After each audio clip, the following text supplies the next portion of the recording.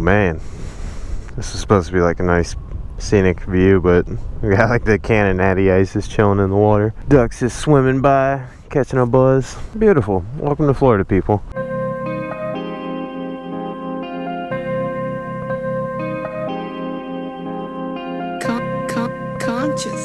What's going on YouTube? It's your boy DankWheelie, and today we have a new camera angle. The GoPro Hero 7 I finally have, and I'm super stoked because I don't have a MotoVlog set up yet, so I'm still using my Hero 4, but we're gonna start using the Hero 7 soon enough. So today's video, guys, I'm gonna be giving you guys finally a bike reveal, the bike I was talking about a couple videos back. Today I'm finally off work and I had a chance to go ahead and bring the bike out here and do a proper reveal video, because usually I'm just like, yep, this is it, new bike. But also, most of you guys were pretty happy that I got the CBR1000 out of the Zx6r budget build. The budget build meant a lot to me just for the fact that we built it pretty much from the ground up. Me and my buddy Kawasaki Stunts. After we built it from the ground up, the thing from the get-go was just a killer bike to ride. Honestly, it helped me progress so much. I didn't necessarily want to trade it or anything like that. I didn't make the idea in the first place. I knew it would be a good move in the long run, seeing as though I can make another stunt bike, no problem. With that being said, you guys, some people said that I might have hustled the kid for the CBR1000, which we'll explain that in the other half of this video when I start to ride the new bike around and kind of show you guys the new thing. But yeah, there's definitely more of the story besides just getting a shiny CBR1000. Under those plastics and stuff like that, you never know what kind of bike you're getting. But when you're up on the deal and you think you're getting the better end of the stick, you kind of just go in there not really on your guard, and that was my fault because I realized down the road that CBR had a lot of work that it needed. So I'll break that down for you guys later. Check it out, we're in sunny Florida, got the natty ice cans just chilling. I don't know, this is the only thing I really got to use this camera for right now, is just a cool third-person view. Hope you guys like the new GoPro Hero 7. We're gonna get right into it and show you what kind of bike we got. Although I sold the budget build, it was a pile of heaping trash when I first got it, and I built it from ground zero. It didn't start, it didn't run, anything like that. It was a bad bike altogether, and I don't know how miraculously I managed to make the thing come to life and it rode like a champ. So I went ahead and lightly posted for a new stunt bike on my social medias, and one of my good friends actually hit me up and told me that he had a bike in his barn, and this thing is a beauty, guys. So after much further ado, I'd like to introduce you to the new non-budget build stunt bike. It's about to get ugly.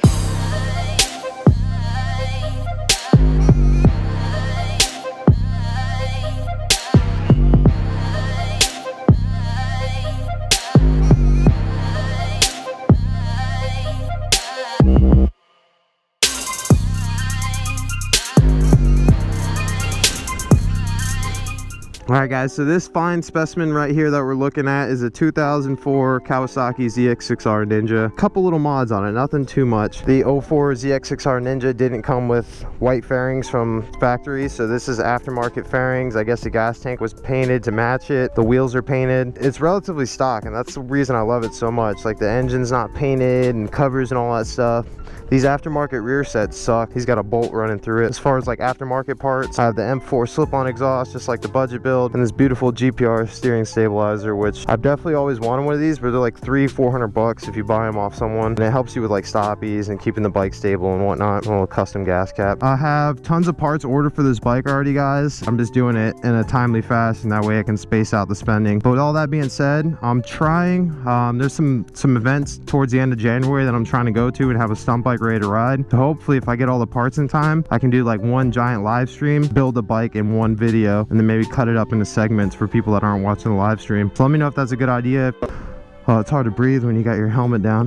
Whew. Anyways, we also got a music video dropping. What? Stay tuned. So that is the Kawasaki Zx6r Stunt bike. You don't need nothing fancy. I bought this bike for a good little price. Didn't break the wallet or anything like that, because at the end of the day, it's a 15-year-old bike now, pretty much. You can find these bikes relatively cheap, and just know if the thing runs, it's gonna wheelie. It's meant to wheelie. It's a race bike apparently, but this thing is meant to wheelie. So if you guys are looking for a stunt bike, this is a prime example of a good platform to start on. Get an old bike that's tried and true. People stunt them, and you'll know that you're not going to break the wallet on parts and just the bike overall. And you're damn right I put the cup holder on it. Judge me. So I'm going to get my gear back on and ride out, and hopefully I can kind of explain to you guys what happened with this CBR1000 without sounding too embarrassed. Starting her up. I just love how stock this thing feels. Stock clip-on, stock clutch lever, stock front brake lever. Just feels great. Back to the basics. So we have 19,420 miles, which is a little bit less than that. Let's put the kickstand up, learn how to ride this thing. So which is actually a little bit less than that, since the sprockets are geared a little bit. I'm gonna quit bombarding these people at the boat ramp. Well, here she is, people. Last night I had a lit time with Tampa Grom Squad. I finally got to ride with them. I sold my Grom a while back. I actually made more off it than I bought it for. The reason I sold it is because I did a motor rebuild on it since the thing was knocking for so long. And even after doing the motor rebuild, the thing was doing like 47 miles an hour tops. It had less power after I did the motor rebuild than before I did when it was knocking. I don't know. I decided to sell the Grom, and then the next day I went into work with a handful of cash to buy a new Grom. And that's the day that the 450L came to our shop 4 days earlier than expected, on a Monday instead of Friday when we were supposed to get our first one. So the 450L came 4 days earlier, and I figured it was like destiny to buy it instead of the Grom. What do you guys think? Was it a good idea to buy the 450L, or should I just went and got the Grom like I planned on doing? I know it's the answer. Oh, what we got? RXP 300. I see you. And a little Sea-Doo Spark. Alright, I'm gonna try to rip on it a little bit for you, show you what this little stock girl's got.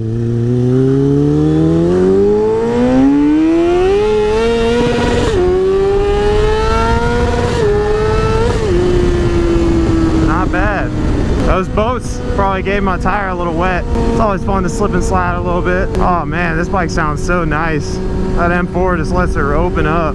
So this steering stabilizer has a setting between 1 through 8, and it tightens down your steering, which makes it nice. So if you're doing like fast speed stoppies, the bike's less likely to lose control and whatnot. Let's see what kind of launch we're working with on this thing.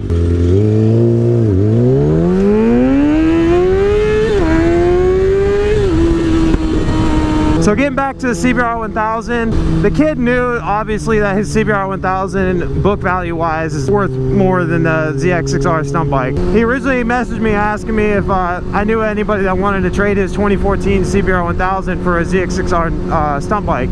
So I was like, I don't really know anyone, but I might be willing to trade mine. So we started chatting some more. He gave me info on my bike, I gave him info on his, blah blah blah. I said that backwards. After everything was said and done, he's like, yeah, I want your bike, could you put cash on top? So I offered him $1,000 on top, which he accepted. So I went to his house, and obviously I know that my stunt bike isn't as much worth as much as CBR1000, even with $1,000 on top. He's really getting the deal, just considering that bike is my stunt bike was fully built, and being like a rookie that he is, he didn't have to worry about anything. Literally turnkey and get to start learning wheelies, which is awesome. Like if I had that option with a 1000 that I didn't need / didn't want, I would definitely take that offer up, because then I would have started stunting a lot sooner. So getting in back to the CBR1000, I didn't really look over the CBR1000 too much, just considering it's a really nice bike as it looked. And then after I got home, I took it for like a test ride and stuff, and I started to realize the fairings started to fall apart on it. Just, they weren't staying together, they were kind of flapping around. After I kind of messed with the fairings a little bit, I figured it'd be good. Added some reinforcement in certain spots where they were mounted, and then we got to the fork seals. The fork seals were completely destroyed. They were like I want to say it's like 15 fluid ounces per fork, and this thing had like 1.5 or 0.5 fluid ounces left in the forks when we drained them and replaced the fork seals. They each hold 16 and change. Oh yeah, 16. So 17 and change. So this is I think you're a little low on fluid. I think you're a little low. Yeah. Yeah. Wow, this bike. I mean, see, you can see it now. I wiped all this off. Look at that seal. Look how bad that was. Holy. Jason's saving lives, one bike at a time. So I replaced the fork seals, and whenever you blow your fork seals and get fork fluid all over your rotors, you also got to replace your brake pads on your calipers, which for that bike, it's like 70 bucks. So after I did all that, I figured, hey, the bike's running top notch now. I did the chain service, fluids, everything else. The bike is ready to go, looked beautiful. And then me wanting to be old Dank, wanted to take just a casual test ride on my day off, and I had an open road, new GoPro tryout. That video stabilization got me spunked, and I hop on the bike and just give it one rip, and of course there's two biker chicks behind me, and I give it a rip, and would you believe that the fairing just ripped the hell right off, like just gone. So now I'm like, dang it, because I'm trying to sell this bike and I gotta keep dropping the price on it. So at this point I'm honestly like, dude, I'll take whatever for this thing. And since I already got my stunt bike, I'm focused on the future now. I might have took a loss on that CBR1000 since it was starting to fall apart on me, but I will give them one thing. All in all, the bike ran really nice, motor wise and stuff like that. It didn't have a cam chain knock, valves or anything like that. All in all, it was a great bike, just with some bad maintenance wise. But the kid didn't kill himself on it. He was young, he's like 19 or something like that. So I give him props for taking care of it to that much, because you guys remember the last time I had a nice 1000cc bike, that R1, man, that thing did not last. But other than that, guys, that's the story behind the CBR 1000. It is still for sale. Originally it was for sale for 8 grand. Now I got it listed all the way down to 6 grand, which is $3,000 less than the average retail on it, or average market price. So I'm not really too stressed about it, guys. I'm gonna get everything taken care of. But other than that, I hope you guys enjoyed the video. Leave some feedback on the CBR 1000 story. I almost died. Let me know what you guys think of the new bike. Maybe I'll name her. I feel like I should name her. That's a good luck charm, and you get a little more acquainted with it. But so if you guys got any name options, be sure to leave them, and be sure to like, comment, subscribe if you enjoyed the video. And like always, keep it dank. Peace. I guess we gotta do one break-in wheelie. Wouldn't be right without it. This brake pedal sucks too. There we go, first wheelie.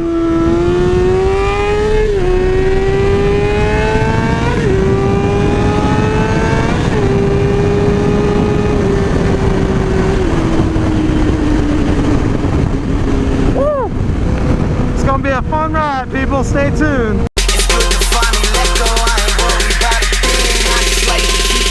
Yeah, I like to keep it mellow. I smoke and keep it mellow. I drink and keep it mellow. Every day I keep